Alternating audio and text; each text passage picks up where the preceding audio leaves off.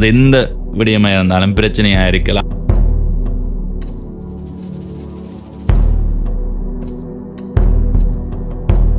வணக்கம் நண்பர்களே, நான் உங்கள் நண்பன் தட்சணாமூர்த்தி பவனீசன். இன்றைய நாளில் இந்த காணொளியில் ஒரு முக்கியமான விடயத்தை உங்களோடு பகிர்ந்து கொள்ள போகிறேன். அந்த விடயத்தை சொல்லணுமெண்டா என்னை பற்றி உங்களுக்கு தெரிந்திருக்கணும். இந்த காணொளியை பார்க்குற சிலருக்கு தெரிந்திருக்கலாம், பல பேர் யாரடா இவனண்டு பார்க்கலாம். எப்படியா இருந்தாலும் நான் சொல்கிறேன், என்னுடைய பேர் தட்சணாமூர்த்தி பவனீசன். நான் இப்போ பவனீசன் உலகம் என்ற 2 யூடியூப் சேனல்கள் வைத்திருக்கிறேன். பவனீசன் என்ற யூடியூப் சேனலில் கிராமம் சார்ந்த பதிவுகளுக்கே நான் அந்த சேனலையே இருக்கிறேன். அதை வர சின்ன சின்ன அந்த மாதிரியான முக்கியமான பதிவுகளாக, வரலாற்று பதிவுகளாக அது இருக்கும். அடுத்தபடியாக பவனீசன் உலகம் என்ற யூடியூப் சேனலில் நான் செய்கிற பொழுதுபோக்கான பயணங்கள், தங்கச்சியுடனான குறும்புத்தனமான காணொளிகள், சமையல் காணொளிகள் அந்த மாதிரி வரும். ஆனால் எனக்கு எப்படி இந்த ஊடகத்துறை மீதான ஆர்வம் வந்ததுண்டா வானொலி கேட்டு அதை பல தடவைகளில் சொல்லியிருக்கிறேன். வானொலி அறிவிப்பாளராக வேண்டும் என்பதுதான் என்னுடைய ஒரு பெரிய ஆசையாக இருந்தது. அந்த ஆசையை என்னுடைய முயற்சி மூலமாக நான் சாத்தியப்படுத்தி இருந்தேன். நான் ஏற்கனவே அதை பற்றிய பல பேருக்கு சொல்லி இருக்கிறேன் இந்த காணொளிகள் மூலமாக. அதை இப்போ தெரியாதவர்களுக்காக சொல்கிறேன்.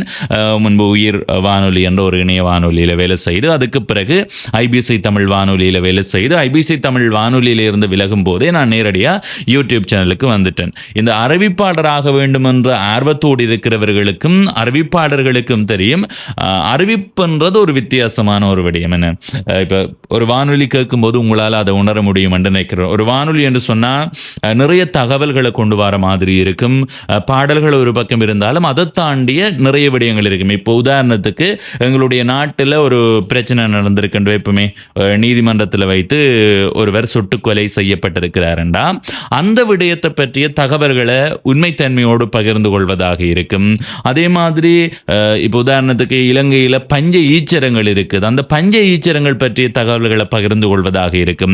அதை தாண்டி இலங்கையினுடைய அரசு தலைவராக புதியொருவர் வந்தால் அவர் பற்றிய தகவல்களை பகிர்ந்து கொள்வதாக இருக்கும். அந்த மாதிரி தான் வானொலி என்றது இருக்கும். இப்போ பொழுதுபோக்கான நிகழ்ச்சிகள் இருந்தாலும் நான் வானொலி நிகழ்ச்சிகள் செய்யும் போது அந்த மாதிரி பயனுள்ள விடயங்கள் இருக்கிற மாதிரி தான் தேடி எடுத்துக்கொள்வேன். குறிப்பாக ஐபிசி தமிழில் வணக்கம் தமிழ் என்ற நிகழ்ச்சி செய்திருந்தேன். அதில் நிறைய தகவல்களை உள்ளிருத்து கொண்டு போகும்போது அது அவ்வளவு மன நிம்மதியை கொடுக்கும். எனவே இப்போது நான் யூடியூப் சேனல் செய்தாலும் இடையில் அந்த செய்தி சார்ந்த காணொளிகள் பதிவிடக்கூடிய மாதிரி இருந்தது. உங்களுக்கே தெரியும், எனக்கு நிறைய பிரச்சனைகள் எல்லாம் வந்தது.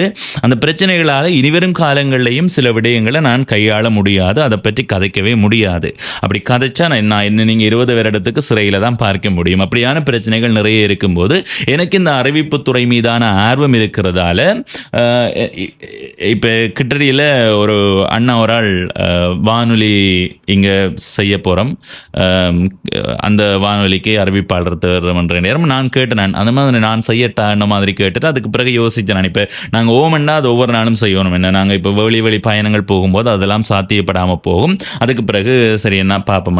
என்னை பொறுத்த வரைக்கும் வானொலித்துறை ஒன்று, இப்போ ஒரு வானொலியில் நான் வேலை செய்ய போகிறேன்னு சொன்னால் இனி அதில் சம்பளம் எதிர்பார்த்து போவேனான்றது எனக்கு தெரியல. ஏன்னா இதில் எனக்கு போதுமான வருமானம் வர்றதால அது ஒரு பொழுதுபோக்கா எனக்கு பிடிச்ச விடயத்தை செய்கிற மாதிரி ஒரு எண்ணமாக தான் இருக்கும். எனவே இனி ஒரு அறிவிப்பு வானொலிக்குள்ள போறதுக்கான சந்தர்ப்பம் மிக குறைவாக இருக்கு. 99.9999% இல்லை என்று தான் சொல்ல முடியும். எனவே என்ன செய்யலாம் என்று யோசிச்சு எடுத்து நான் பவனீசன் குரல் என்ற ஒரு யூடியூப் சேனலை தொடங்குவோம். அதில் நிறைய விடயங்களை கொண்டு வர மாதிரி யோசிச்சிருக்கிறேன்.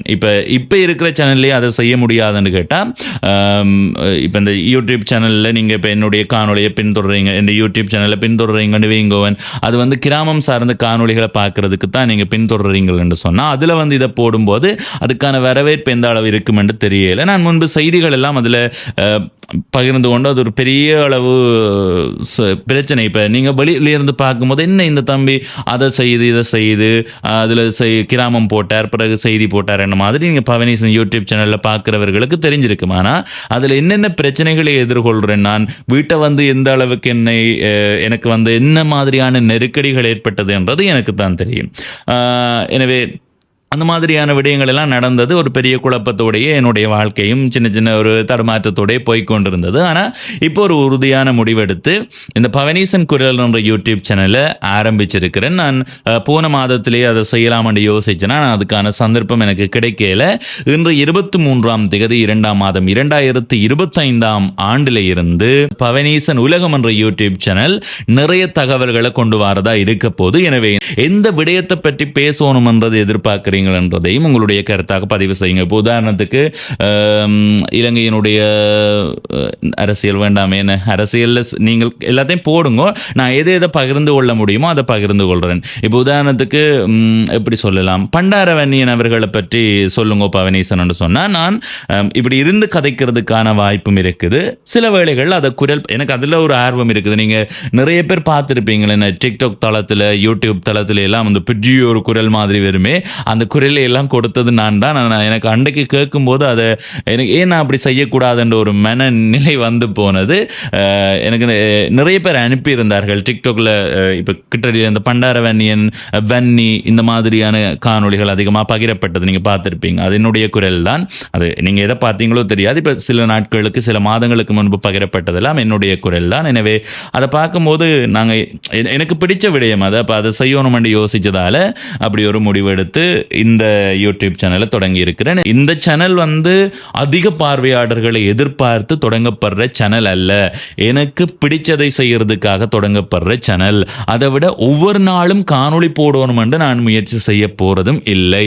நான் முடிந்த அளவு இப்போ மாதத்தில் ஒரு 10-8 காணொளியோ இல்லைன்னு சொன்னால் ஒரு 15 காணொளியோ வர மாதிரி தான் இருக்கும். அதை விட குறைவாக தான் இருக்கும். என்னை பொறுத்த வரைக்கும் நான் ஒவ்வொரு நாளும் போடணும், என்னடா கதைக்கலாம் என்னடா போகலாமான்னு இல்லாமல் நீங்கள் என்னுடைய யூடியூப் சேனலில் உங்களுடைய எதிர்பார்ப்புகளை பதிவு செய்யுங்க கருத்து பெட்டியில். நான் அதை பற்றி எதிர்காலத்தில் கதைக்கிறதுக்கு முயற்சி செய்கிறேன். இப்போ உதாரணத்துக்கு பஞ்ச ஈச்சரங்கள் பற்றி கதையுங்கோ பவனீசன், பண்டாரவன்னியன் பற்றி கதையுங்கோ பவனீசன், பண்டாரவன்னியன் பற்றி ஒரு காணொளி போடுங்கோ பவனீசன் என்று சொன்னால் நான் அதை குரல் பதிவில் கொடுத்தும் போட தயாராக இருக்கிறேன். அப்படி இல்லை என்று சொன்னால் இந்த மாதிரி இருந்து கதைக்கிறதுக்கும் தயாராக இருக்கிறேன். என்னை பொறுத்த வரைக்கும் எனக்கு எது அந்த நீங்கள் போடுற காணொளிக்கு எது சரியாக இருக்கோ அதை செய்கிறதுக்கு நான் 100% முயற்சி செய்வேன். என்ன பிரச்சனையாக இருந்தாலும் இப்போ ஈழத்தில் ஒரு பிரச்சனை என்று சொன்னால் அந்த பிரச்சனை பற்றி நீங்கள் கதைக்க சொன்னாலும் நான் கதைக்கிறேன். சில விடயங்கள் கதைக்க முடியாது. உங்களுக்கு தெரியும் தானே, அண்ணன் எவ்வளோ பாதிச்சு தம்பி எவ்வளோ பாதிக்கப்பட்டு போயிருக்கிறேன். எனவே உங்களுடைய எதிர்பார்ப்புகளை பதிவு செய்யுங்கோ. இன்றில் இருந்து ஒவ்வொரு நாளும் இல்லை, நான் தான் சொல்கிறேன், இந்த சேனல் 10 பார்வையாளர் வந்தாலும் நான் எனக்கு பிடிச்ச விடயத்தை செய்ய போகிறேன். அது இன்று ஒரு நாள் தேடப்படும் பார்க்கப்படும் என்று நான் நினைக்கிறேன். மற்றபடி எனக்கு சொல்கிறது அதான் பவனீசன் என்ற யூடியூப் சேனலே போடலாம். ஆனால் அது எல்லாம் கலந்து சாம்பார் ஆகிற நேரம் அது அந்த அளவுக்கு அந்த சேனலையும் பலதாக்குற ஒரு சூழ்நிலைக்கு போகும்.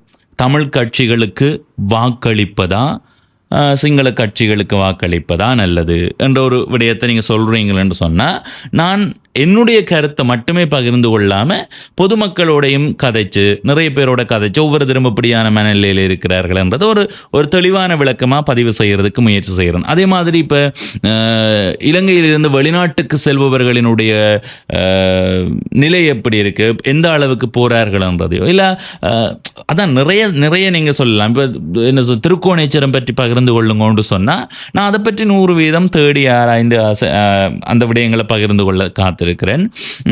சமகால பிரச்சனை மட்டும் இல்லாமல் எப்போதும் தேடப்படுகின்ற விடயங்கள். இப்போ செல்வச்சன்னதி முருகன் கோயில் பற்றி சொல்கிறீங்களா, அங்கே போய் காட்சியாக பதிவு செய்கிறத விட நிறைய பேரோட கதைத்து தீர்மானித்து அந்த விடயத்தை உங்களோட பகிர்ந்து கொள்றதுக்கு தயாராக இருக்கிறேன். நான் என்னுடைய எண்ணத்தில் நிறைய வச்சிருக்கிறேன், ஆனால் அதெல்லாம் இதில் சொல்ல மாட்டேன். இப்போ நான் ஒன்று தொடங்கிட்டேன்னு சொன்னால் அதை படிப்படியாக செய்து கொண்டு போகணும். விரும்பினால் பவனீசன் குரல் என்ற இந்த யூடியூப் சேனலை சப்ஸ்கிரைப் செய்து பக்கத்தில் இருக்கிற மணிபொத்தன் பெல் ஐக்கானை அழுத்தி இணைந்து அப்பதான் நான் போடுற ஒவ்வொரு காணொளியும் உங்களை வந்து சேரும். முதலாவது காணொளியாக ஒரு காணொளி போடுவேன். அது என்னட்டு ஏற்கனவே இருக்கிற காணொளி, அது கட்டாயம் ஒரு பதிவாக இருக்கணும்ன்றதுக்காக அதை போடுறேன். இந்த காணொளியில் அடுத்து நான் என்ன விடயத்தை பற்றி கதைக்கணும்ன்றதை சொல்லுங்க. அது எந்த விடயமாக இருந்தாலும் பிரச்சனையாக இருக்கலாம். தம்பி ஒரு கவிதை 10 கவிதைகளை சொல்லி போடுங்கன்னாலும் நான் போடுறதுக்கு தயாராக இருக்கிறேன். நன்றி, வணக்கம். நன்றி. என்னடா இது நிப்பாட்டு படுதில்லை? Tick tick tick